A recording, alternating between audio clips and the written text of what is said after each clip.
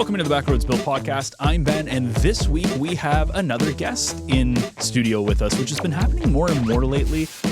Our guest today is a local here from North Bay. We had the pleasure of having in studio with us Brennain Lloyd, who is from Northwatch, which has been around for decades, and it has been advocating for protecting the environment and advocating from especially Northern Ontario communities when it comes to how when the government wants to do something that affects the land. Her organization is there to keep them honest and make sure that what they're doing is above par, the information they're giving out is truthful, and that they're not trying to hide anything. They're not trying to do something for profit. Her goal really is to just make sure that everything is kind of kosher, everything's kind of above board, and that the interests of the communities are at top of mind. And that's who she fights for and what Northwatch itself fights for. And we had the pleasure of having her in studio to discuss some of the major things that she's been a part of, some of the things that are ongoing right now, and just the importance of the work that she does, which is very on point for what we do on this podcast and discussions we have about the environment and going out into nature and all these different people we have on. This is a little bit more political, but it is a very important conversation to have when it comes to, again, protecting some people who maybe just don't know as much as they should in terms of protecting the environment, and they're just there to help protect people, and that's kind of what they do. So it's no use having me explain it. Brennain does a much better job at doing that. So let's get to it. But first, a word from today's lead sponsor, Source for Sports.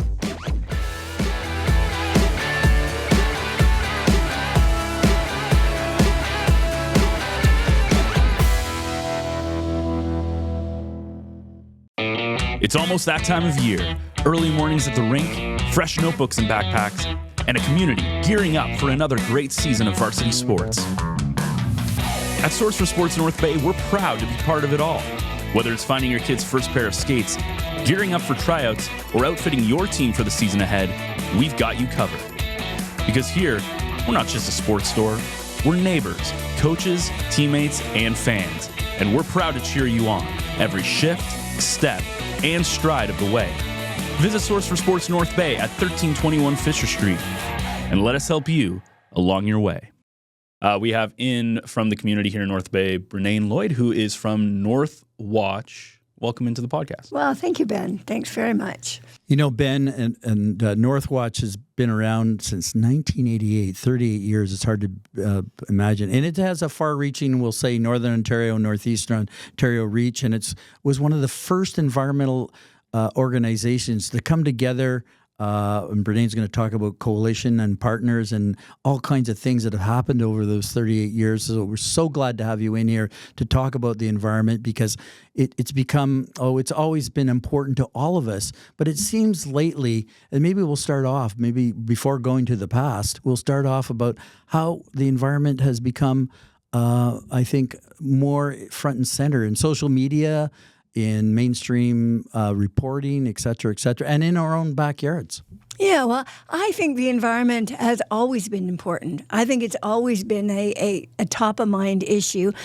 I think that what we see swings in is how much media attention it gets, not what it polls at, but what polls actually consider it, ask people about it, and how much attention government is willing to pay. So that swings, and it'll continue to swing.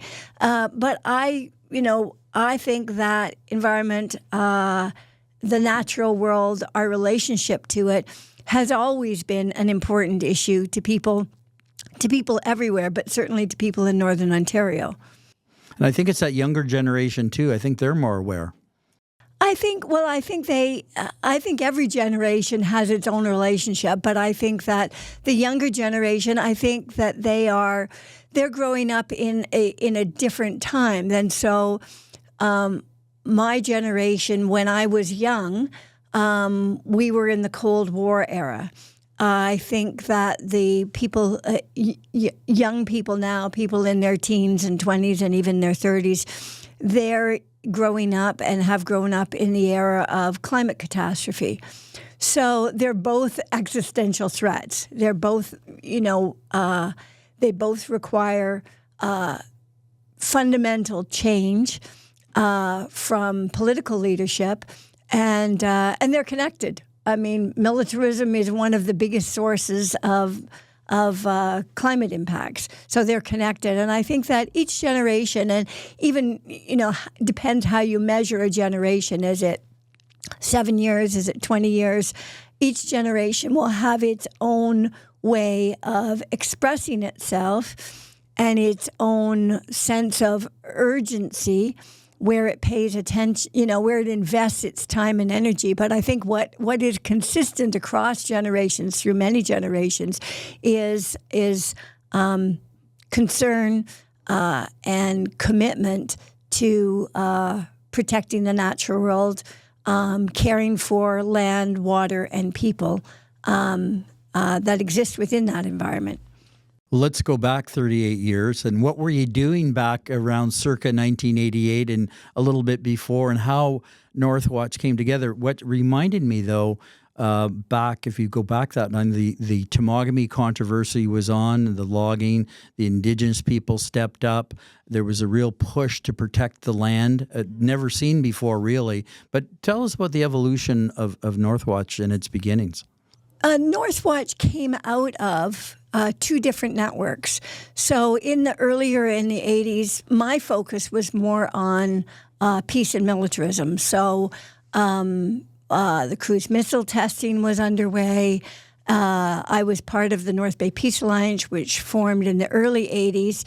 And around 85, there was an announcement of a military testing and training corridor in northeastern Ontario that was going to have B-52 bombers coming in, dropping down to 4,000 feet in North Bay, 400 feet in Temagami, and doing a terrain-following, terrain avoidance exercise. And that brought the peace groups and the environmental groups together, because it was going to have definite environmental impacts, but it was very much part of the Cold War and the cruise missile testing and development. So that brought there was a network of peace, disarmament, and development groups, and there was a network of environmental groups. And those environmental groups were concerned with forestry, with nuclear issues, with herbicide application. And so that issue brought those two networks together. And actually my first sort of interaction with the organizations and the people who were very concerned about land use in Temagami was over the B-52 bomber training corridor. And so we had these two networks, and the networks began meeting on weekends. And we'd have one day would be the Peace Network, and the next day would be the Environmental Network, and then the next meeting 3 or 4 months later we'd flip. And out of that, the groups who were coming, the groups and the individuals representing those groups who were coming and staying for the whole weekend became Northwatch. And so we moved from these two networks to a coalition in 1988 because there were two very large government processes about to be launched, and we felt that we could better represent, we could have a stronger regional voice as a coalition. And we were all volunteer, local or district-based groups, and we were throughout the region: Temiskaming, Cochrane, Sudbury, Algoma, Nipissing districts, Manitoulin, so the 6 federal districts that make up northeastern Ontario. So we formed Northwatch, enabled to better have that regional voice in these two processes. One was the class environmental assessment of timber management on Crown lands in Ontario, very long name, and it was looking at the rules for forestry operations in Ontario. The other one was the federal environmental assessment review of Atomic Energy of Canada Limited's geological disposal concept. So people had to have commitment even to, even to get through the names of these very long processes. That was Atomic Energy of Canada Limited's concept for burying nuclear waste in Northern Ontario. So 38 years later, we engaged in those two large processes. Shortly after, a third large government process began, and that was an environmental assessment of Ontario Hydro's 25-year demand supply plan, which was, had all the features of electricity planning, electricity generation, the positive and negative consequences of that. There was a large transmission corridor, many large hydro dams, even a nuclear reactor proposed for Northern Ontario. So those three processes really pushed and challenged us to have, to represent our region in those. And then other issues came along. Toronto, by 88, 90, it was in full tilt. Toronto's pushed to move their garbage from Toronto to a not abandoned mine. The Adams mine in Boston Township in Temiskaming District was not abandoned. It, postscript, after the fact, was described as abandoned. But, our assessment is it shut prematurely to make way for the Adams mine as a mega landfill for Toronto's garbage. And then there was also the changes to the Mining Act in 1990. So it was a time, that period, the late 80s, early 90s. There was a lot going on. There was a lot going on. There was really, it was time to form Northwatch. It was time to have a regional voice, and we were very busy. There was a raison d'etre, for sure. That's a lot of history. And just going fast forward to 37, 38 years ago, we just had somebody on from Ignace talking about, of course, with Wabigoon First Nation, the repository that under the ground, somewhere between Wabigoon First Nation, which is east of Dryden, and Ignace, and of course that's going to be another 30-year process. There still has to be hearings, but at least it's been designated, good or bad, nonetheless. It still has to come. It's been selected by the Nuclear Waste Management Organization as their preferred site. There's been no approval. There's been there's a long way to go for the nuclear industry in pursuing this. They've been pursuing a burial site and this concept, this burial scheme, for over 50 years. It predates many of the people who were part of founding Northwatch in the 1980s had been working on that issue for a decade before, as had our counterparts in the Northwest, because Atomic Energy of Canada Limited had investigated several communities in Northern Ontario, had done exploratory drilling north of Massey, just outside of Atikokan. So the industry, of course, likes to pitch this as, a project in the making, but there is, the impact assessment just began in January. There were a comment period on an initial project description, over 600 comments, more than 95% of them expressing opposition and or demanding that transportation be included. So here's a trick. The Nuclear Waste Management Organization, the proponent, which is made up of the companies, the utilities who generate and own and are responsible for that $3.5 million bundles to date of high-level waste. Here's a trick. For over 20 years, they've been describing transportation as part of their project. Now, as we approach the impact assessment last August, they announced that transportation was not part of the project. And that's the position they put forward in their initial project description. And so that's a central dispute. That's a central, debate that's going on within that impact assessment hearing. But we'll see what happens. The next step is guidelines. There will be another public comment period. It's very important that the public know where the process is at, know about the project, and know that it's time to speak out. It's very important that transportation of the radioactive waste from the generation sites in Southern Ontario, and 90% of it is in Southern Ontario, another 10% is between sites at Chalk River, Gentil in Quebec, and La Pro in New Brunswick. It's very important that be part of the assessment. It's what's called in the federal impact assessment language incidental, which means that it is part and parcel of the activity.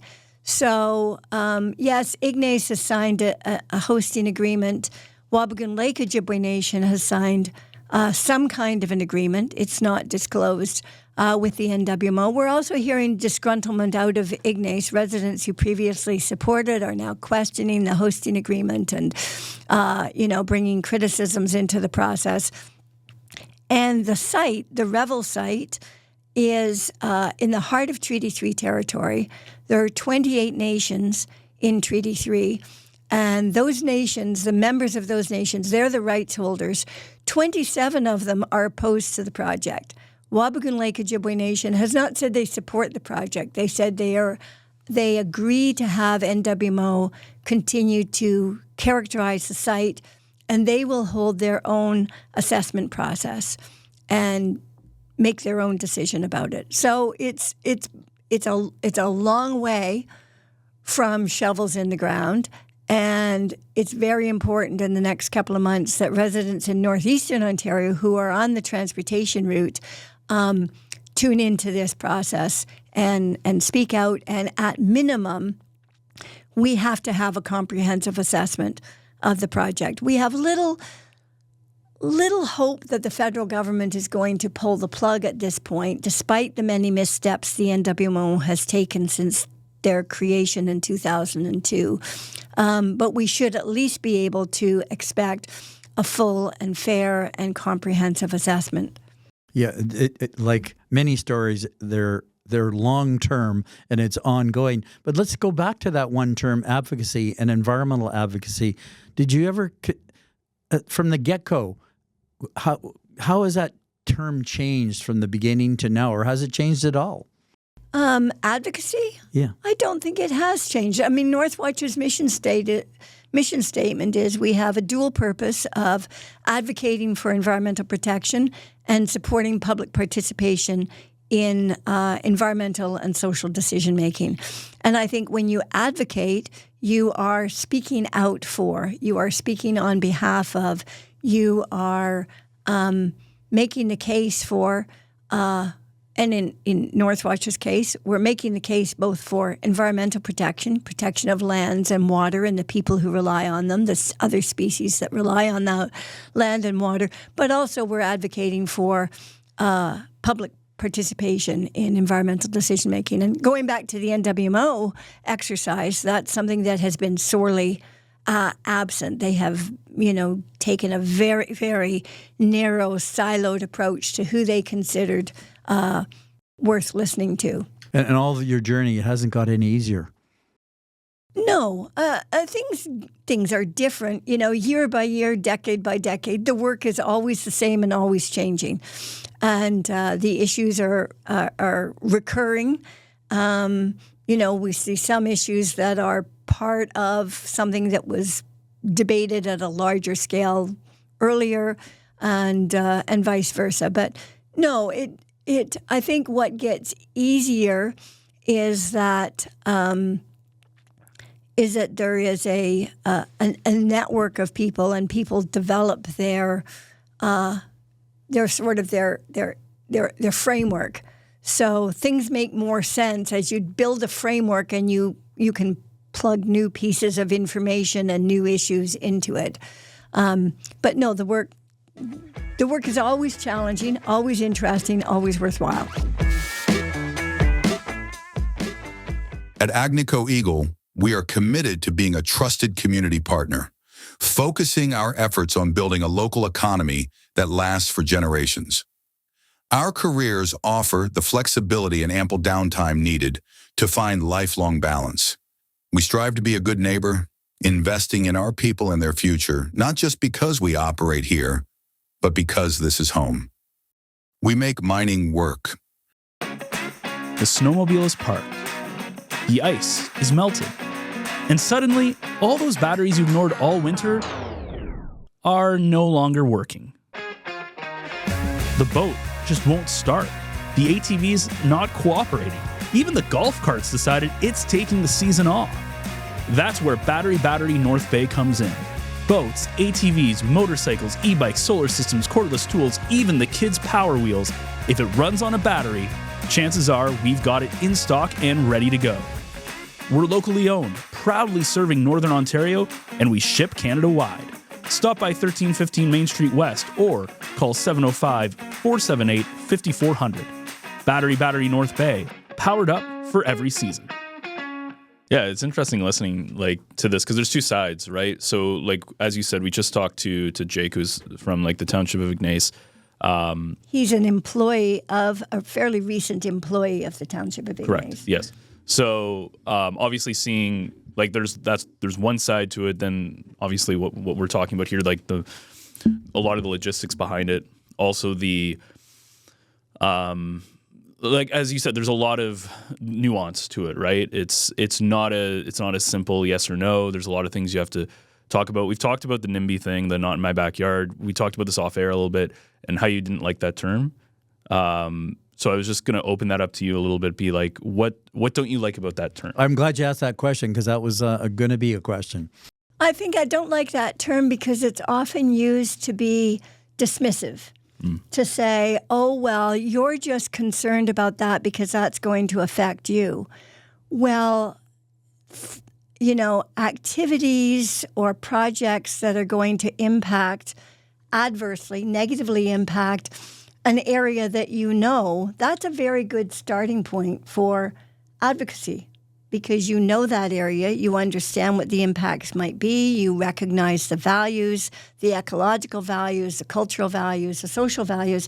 So that's a very good starting point for speaking to that issue.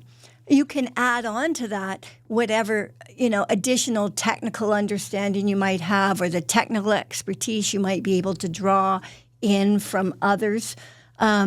But I think the term NIMBY often gets used in a derogatory or dismissive way, particularly if you are opposing a project and activity. And I think that's just there's something, I would say, almost malicious about that.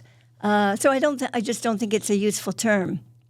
I'm interested that you say that there's two sides to every story, and you kind of are suggesting that Jake, the employee at Ignace, would tell the story differently than I would. I often say that, using the Nuclear Waste Management Organization as an example, I often say we agree, on the facts.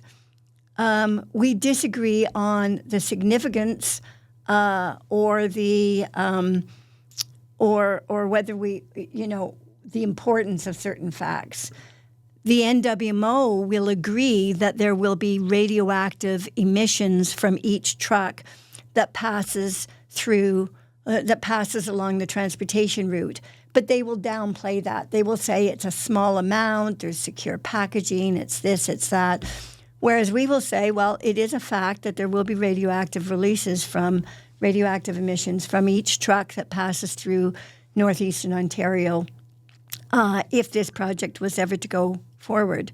So, that's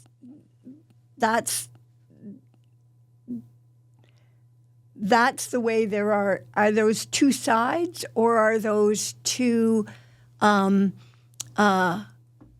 perspectives? And I think that Jake is someone who was hired in to Ignace to help Ignace. They had a fairly difficult, they were going through a difficult time. They had a change of council midterm. They had most of the senior staff had been relieved of their positions. And Jake was brought in to try and bring some stability as a consultant, brought in to bring some stability to manage the municipal's affairs on the short term. He's still there. I don't know if he's moved there, but that's how he came into the community. So, and now he is often acting as the spokesperson for Ignace, and so by default for the people of Ignace, with respect to the Nuclear Waste Management Organization's project. I think that's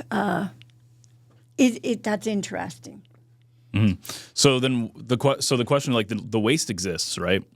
So then the question becomes, it has to go somewhere. Like something has to happen to it. Something has to happen to it. So then what's the solution? Like I know that a lot of what you're doing is making sure that it's properly disposed of. Like that's a big part of it.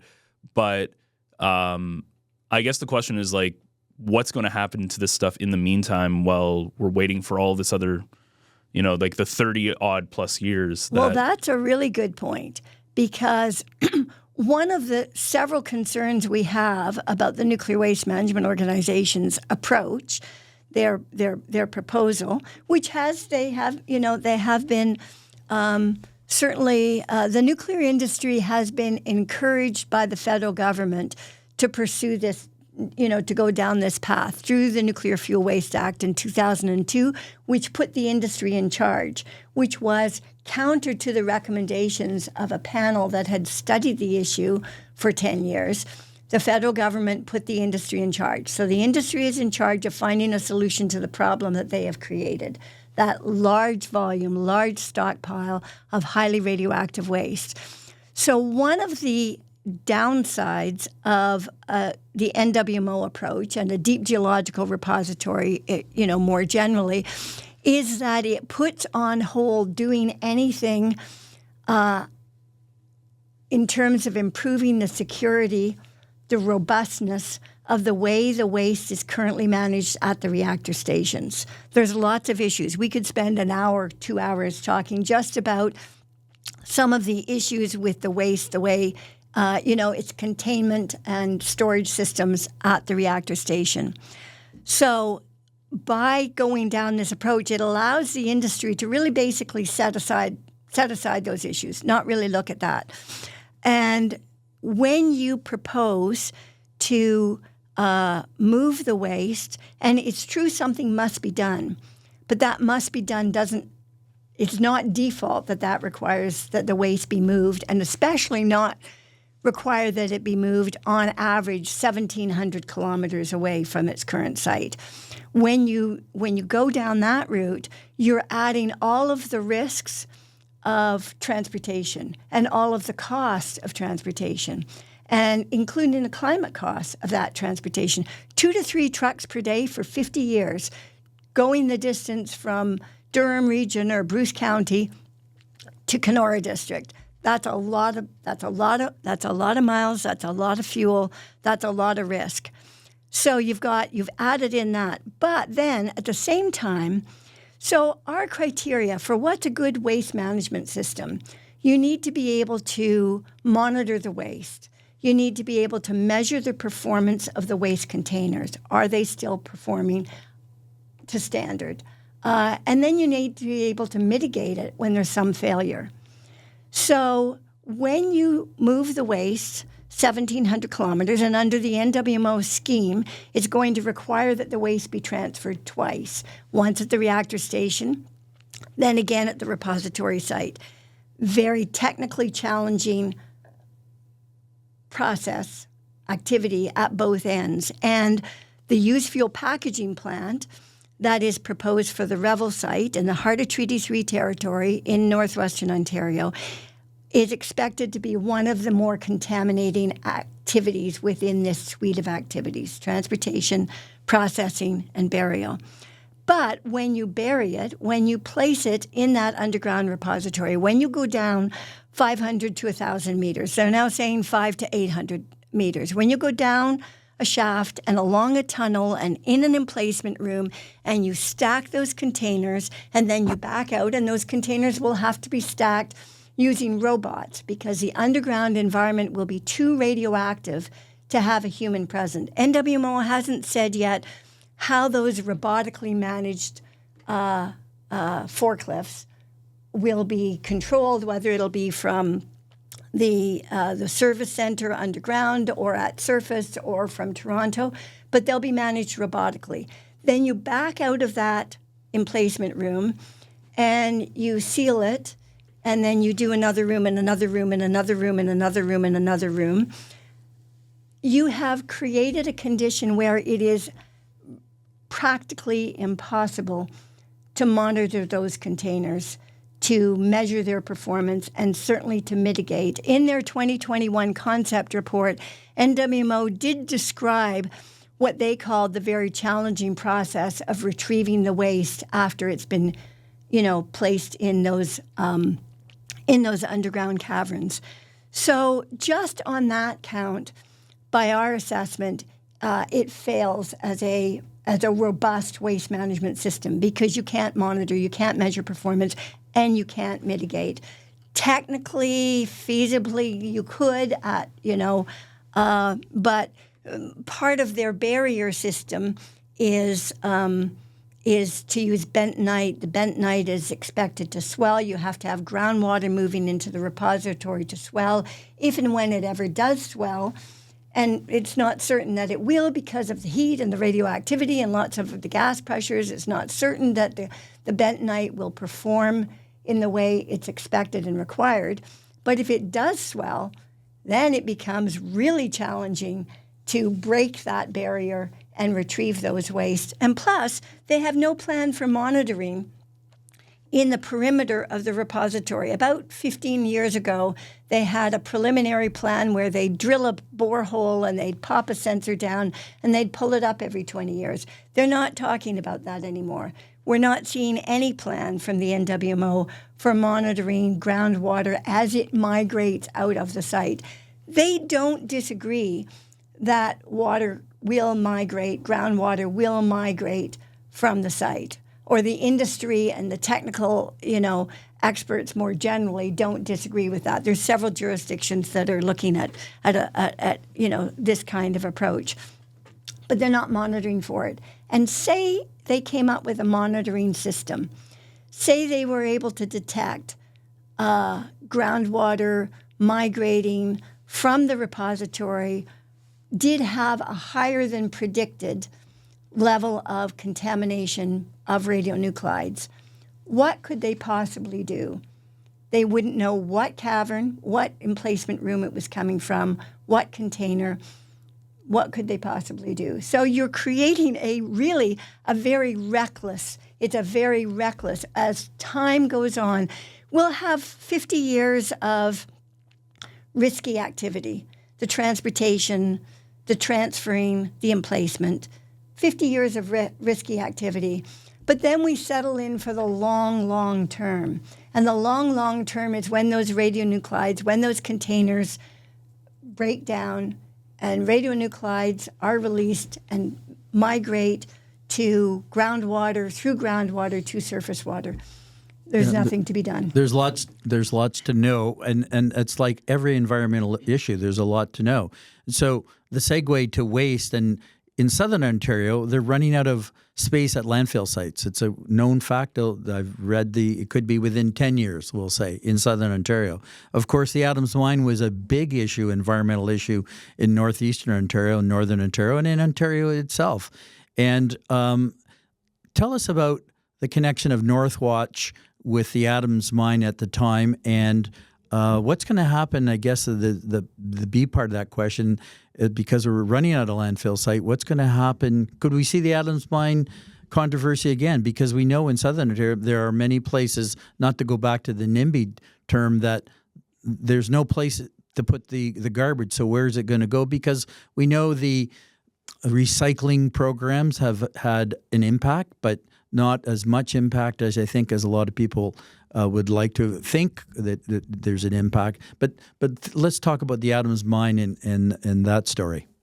So that story, in the late 80s, there was something called the Interim Waste Authority, and they were looking for sites for Toronto garbage, and they put out a call for expressions of interest, and there were some proposals came in from would-be proponents in Northern Ontario. So there was one for Kapuskasing, there were one for Earlton, and one for the Boston Township, the Adams Mine in Boston Township, and it's the one that rose to the top of the list. And so Northwatch was part of that.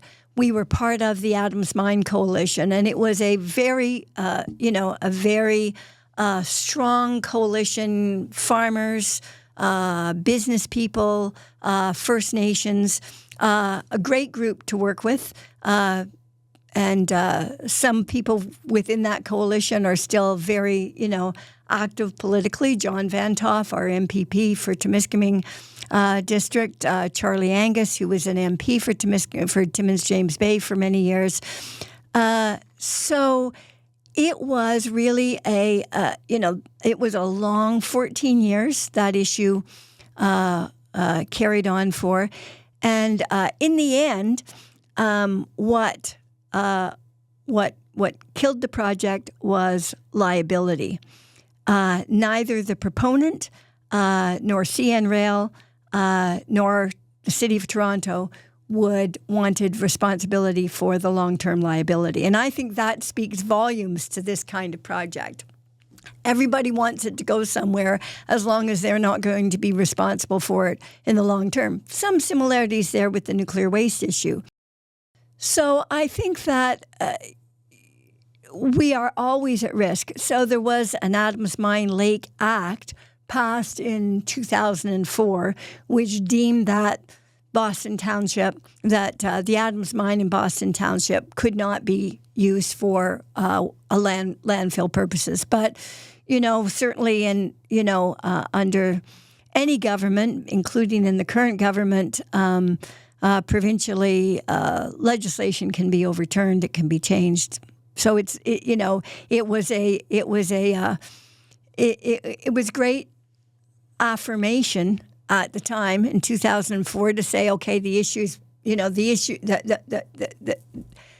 struggle is over, but we're always at risk. I think that, recycling, yes, does something. I think, there is a hierarchy for waste management, and number one is waste reduction. And so that's where we really need to focus socially at every level. We need to focus on waste reduction, recycling for sure. I think North Bay has made good strides and extending the landfill life. I think something that's really important is also keeping organics out of the landfills. And I don't know, I haven't followed the details of Toronto's program, their success or failure, but I think that needs to be a society-wide push, is to get organics out, certainly continue to recycle, but reduce. And a lot of that's got to happen at the producer level. So we see ridiculous amounts if you go and, try and buy some small item and it comes in a blister pack that's almost impossible to get your product out, but then you're left with a waste that was really unnecessary. So it's that kind of thing. And we're not seeing that under the current provincial government or even or under the federal government right now, is that real push for waste reduction. Brennain, we're not 23 anymore, and people ask me at the Canadian Ecology Centre, how long am I going to do that for? And I like what I do, and this is my vocation, or my avocation today, as opposed to my vocation. How long are you going to do it for? And of course, someone will be there to fill your shoes, and because environmental advocacy and the like is not going to go away. Yeah, I think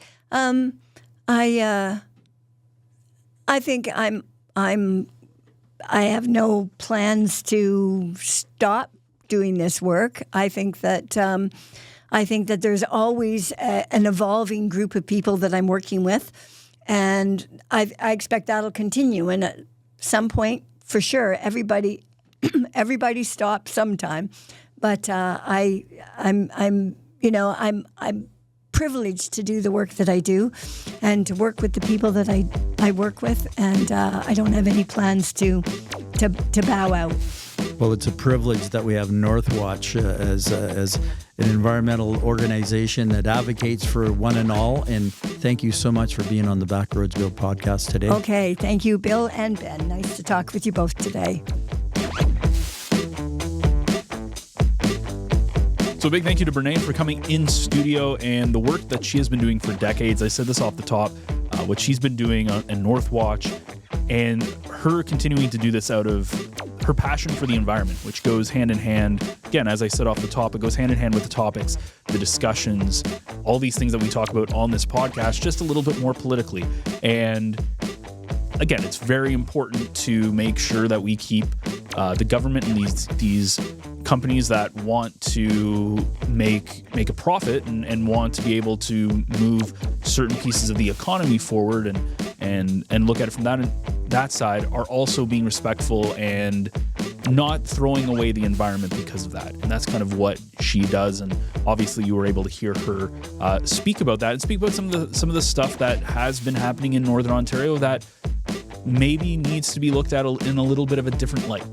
And that's kind of what she's been doing. So if you enjoyed this episode of the Backroads Bill podcast, you can check out more episodes. New episodes drop every single Wednesday, by the way, and you can find it on all of the major podcast platforms. If you want to listen to this podcast, we're on Apple, Spotify, Amazon, etc. All those kind of major platforms that most people decide to listen on. We're also on YouTube in the video version of this podcast. If you want to watch us talk about this, you can. It's the North Bay Echo YouTube channel. You can also find us on socials under the moniker North Bay Echo on Facebook, Instagram, TikTok, LinkedIn, etc. And everything can be found on our website, northbayecho.ca, with this podcast alongside of other great local podcasts, whether you want a little slice of life and really cool people in the North Bay area with To North Bay with Love, or you want some sports coverage. We also have that with the Echo Sportscast, where we focus on high school sports, college sports, stuff that usually doesn't get covered. So that wraps things up for us this week. Join us again next week for yet another